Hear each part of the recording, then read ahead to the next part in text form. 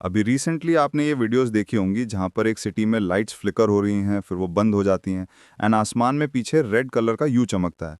और इस टाइम पे वहाँ पर थंडर स्ट्राइक्स भी हो रहे होते हैं। तो बेसिकली ये जो वीडियोस हैं ये हैं मैक्सिको की। और मैक्सिको के ग्वादाहारा और तिवाना में ये हुआ था 11 नवंबर को रात में 11:11 पर।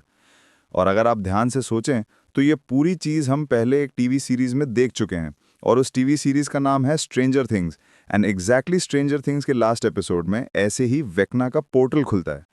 तो क्या मैक्सिको में वेकना आ रहा है? अब कोई पहली बार ये देखेगा तो यही सोचेगा कि एक्चुअली मैक्सिको में पोर्टल्स खुल रहे हैं वेकना के। एंड इनफैक्ट ये सारी वीडियोस जो पोस्ट की हैं वो वेबकैम्स ऑफ मैक्सिको नहीं की हैं, विच मीन्स कि किसी को भी लगेगा ये लेजिट है। और इनफैक्ट ये कोइंसाइड भी कर जाता है बहुत सारे नेचुरल फिनोमेना से भी। जैसे कि अभी उसी टाइम के अराउंड एक मैसिव सोलर फ्लेयर आया था, जिसकी वजह से पूरे नॉर्थ अमेरिका के ऊपर नॉर्दर्न लाइट्स दिखने लगी थी एंड वो मैक्सिको के स्काई को रेड भी पेंट कर रही थी। एंड इनफैक्ट 11 नवंबर को दोपहर में 1 बजे मैक्सिको में अर्थक्वेक भी आया था। तो ऐसे लाइट्स का जाना, पीछे एक रेड ह्यू का अपीयर होना और फिर एक अर्थक्वेक आना, ये सारी चीज़ें कनेक्टेड तो नहीं हो सकती हैं, या हो सकती हैं।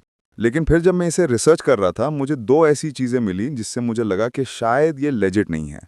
पहला था कि ग्वादाहारा और तिवाना के बीच में जो टाइम डिफरेंस है वो 2 घंटों का है। तो कैसे 11:11 पर वहाँ पर भी यही हुआ और 11:11 पर तिवाना में भी यही हुआ। और दूसरी बात ये थी कि जब मैं वेबकैम्स ऑफ मेक्सिको के इस पोस्ट के कमेंट्स में गया तो वहाँ पर खुद वेबकैम्स ऑफ मेक्सिको ने ही स्ट्रेंजर थिंग्स और नेटफ्लिक्स को मेंशन कर रखा था, जिससे इस पोस्ट की जो लेजिटिमेसी है वो शायद से ड्विंडल हो जाती है। तो आपके क्या थॉट्स हैं?